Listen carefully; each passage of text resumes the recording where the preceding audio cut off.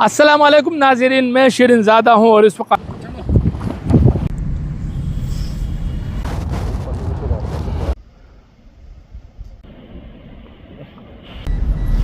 27 सितंबर को और ये जो जगह आप देख रहे हैं यहाँ पर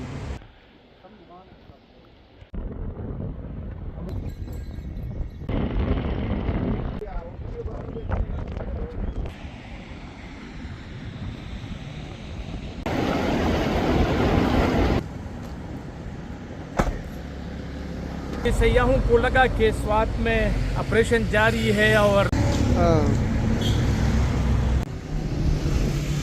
अस्सलाम वालेकुम नाज़रीन, मैं शिरीन ज़ादा हूँ और इस वक्त मिंगवरा बाईपास पर मौजूद हूँ। इस दफ़ा स्वात के सयाहत को काफ़ी नुकसान पहुँचा है, चूँकि आज 27 सितंबर है और दुनिया भर में 27 सितंबर को वर्ल्ड टूरिज़म डे के तौर पर मनाया जाता है, ताकि सयाहत को फ़रोग़ मिले, लोगों को रोज़गार के मौक़े मिले और ग्रीन टूरिज़म को फ़रोग़ मिले, यानी मौसमियाती तब्दीलियों पर भी काबू पाया जा सके।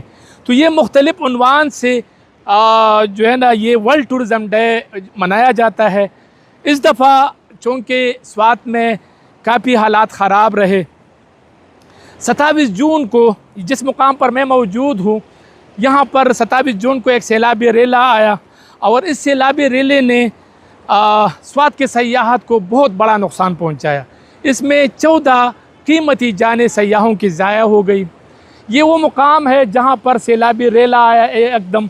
आप यहाँ पर देख सकते हैं कि इस वक्त पानी बह रहा है, लेकिन महकमा इरिगेशन ने यहाँ पर एक बंद बांधा हुआ था, पानी को डाइवर्ट कर दिया था। लेकिन बदकिस्मती से 27 जून को सुबह एक सैलाबी रेला आया और सयाह यहाँ पर फ़ोटोग्राफ़ी कर रहे थे। किसी के वहम और गुमान में भी नहीं था कि यहाँ पर भी पानी आएगा और सयाह बेखौफ होकर वहाँ पर फ़ोटोग्राफ़ी कर रहे थे।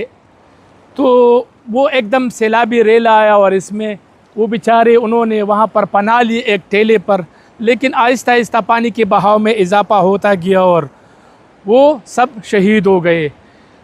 यहाँ पर बहुत सारे सवालात बनते हैं कि किसकी गलती है, किसने किया, लेकिन हम चूँकि वर्ल्ड टूरिज़म डे के हवाले से बात करते हैं, वर्ल्ड टूरिज़म डे के हवाले से मैं आपको ये बता दूं कि अगर पायदार टूरिज़म को फ़रोग़ दिया जाए तो मुकामी लोगों को रोज़गार के मौक़े मिलते हैं।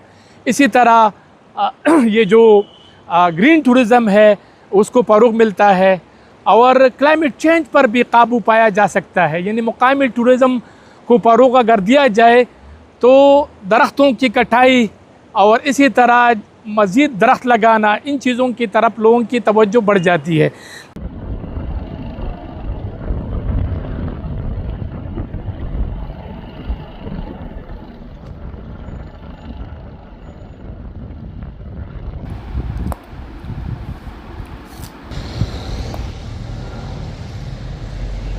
इंक्रोचमेंट के आड़ में भी बहुत ज़्यादा नुकसान पहुंचा सयाहत को, क्योंकि सयाहों को लगा कि स्वात में ऑपरेशन जारी है और लोग मतलब काफ़ी वहाँ पर हालात कशीदा है, तो इस वजह से भी सयाहत को काफ़ी नुकसान पहुँचा। यानी जो होटल्स, जो इमारतें गिराई गई वो तो एक बात थी, लेकिन इसकी जो असरात थे वो बहुत ही ज़्यादा बुरे पड़ गए इस पर कि लोग ये समझ रहे थे कि बस स्वात में ऑपरेशन हो रहा है और हालात ख़राब है, क्योंकि यहाँ पर लोग एहतजाज भी कर रहे थे, तो इसकी वजह से भी बहुत ज़्यादा नुकसान पहुँचा। आप देख सकते हैं ये पूरी इमारतें जो है यहाँ पर गिराई गई।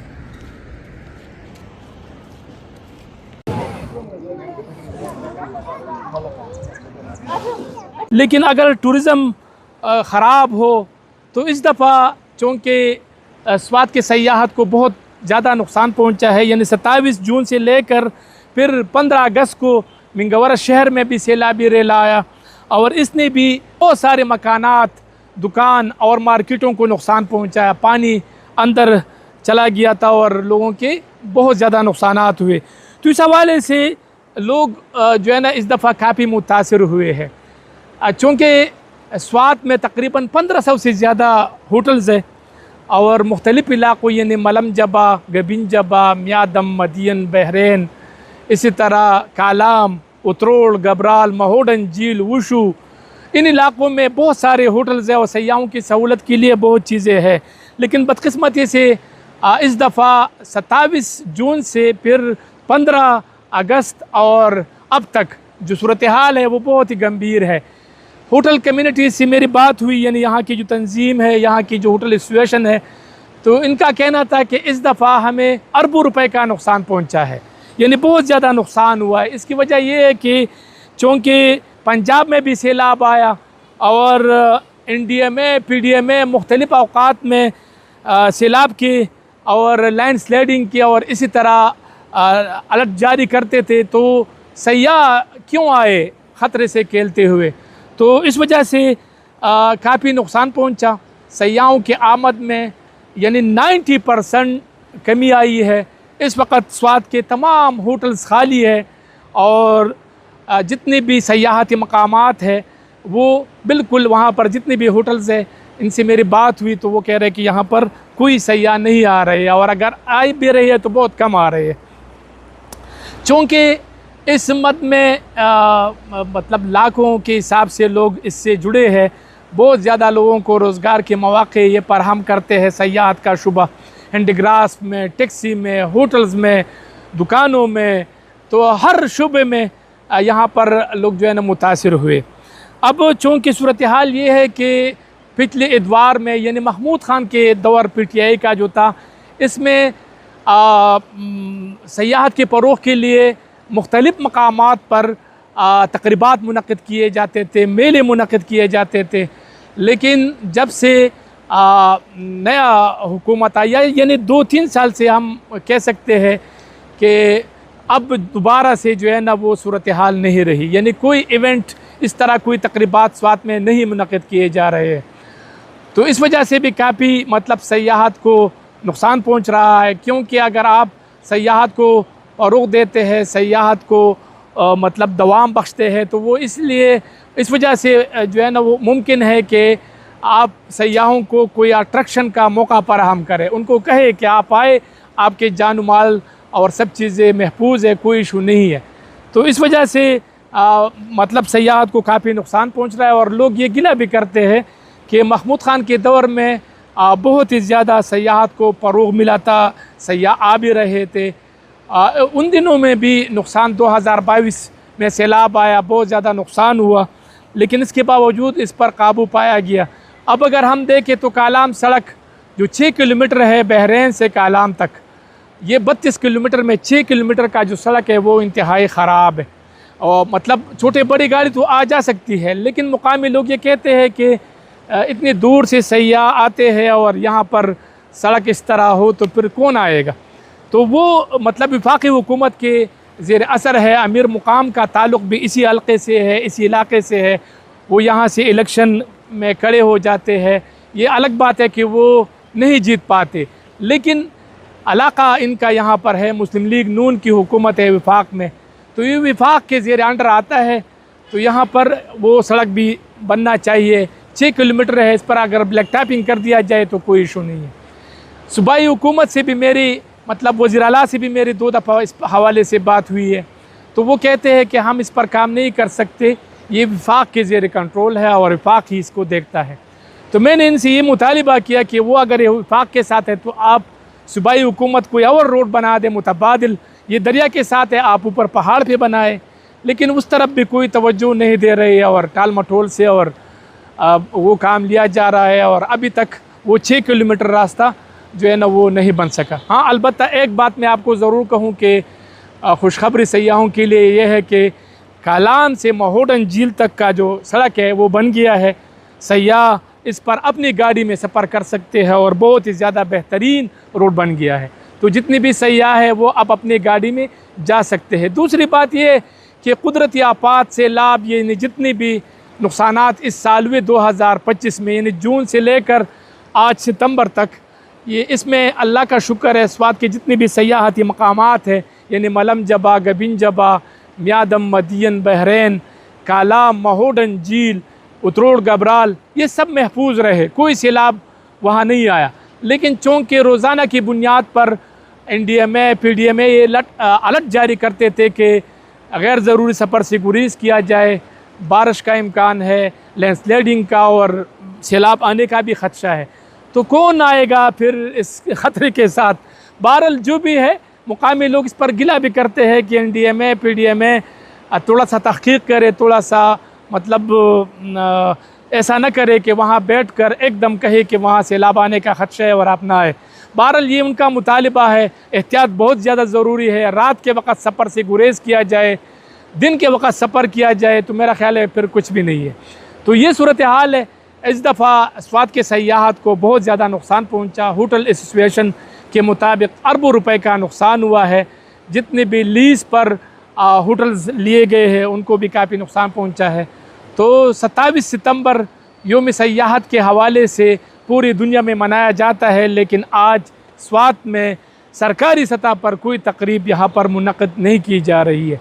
हो सकता है मुझे इत्ला ना हो सकता है मुझे इल्म ना हो, लेकिन अब तक जो मैं सुबह के वक़्त ये बिलाग कर रहा हूँ तो अब तक कोई इस तरह इत्ला नहीं है कि हुकूमत की तरफ से या ज़िली इंतज़ामिया की तरफ से, चूँकि स्वात एक सयाहती इलाका है तो सयाहत के फ़रोग़ के लिए, सयाहत के जो जुड़े अफराद हैं उनको अंगेज करने के लिए ज़रूरी था कि इस किस्म के तक़रीबात मुनक़्क़िद किए जाते, लेकिन बदकिस्मती से नहीं है। मुझे दे इजाज़त, अगली दफ़ा किसी और विलाग में मुलाकात होगी। पाकिस्तान जिंदाबाद।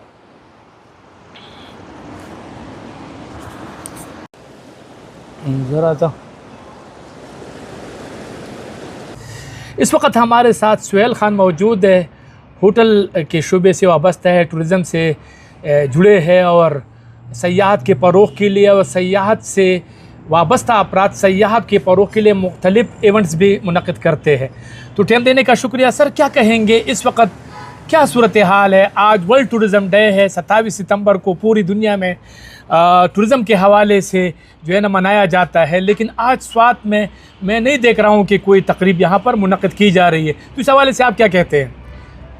एग्जैक्टली सर, ये हमारे हालात जो है ना वो बहुत ज़्यादा तशवीशनाक हो चुके हैं और ये आज से नहीं है। बेसिकली ये स्टार्ट हुआ है तकरीबन 8-10 महीने से। ठीक है।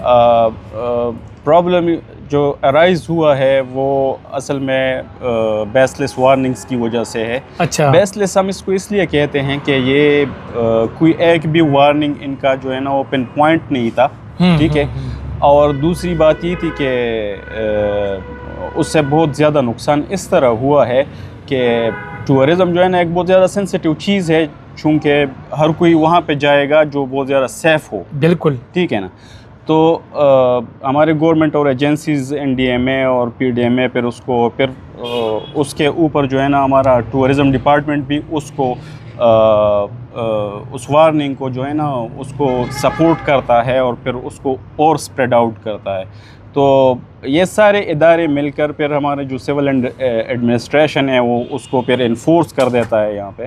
तो एक चीज़ है कि एक बंदा आता है अपनी फैमिली के साथ आता है तो वो किसी रिफ़्रेशमेंट के लिए आता है, न कि प्रॉब्लम के लिए। yes. कोई भी, मैं भी नहीं जाऊँगा किसी प्रॉब्लमेटिक एरिया में अपनी फैमिली के साथ। ठीक है, हम तो सैर करने जाएंगे।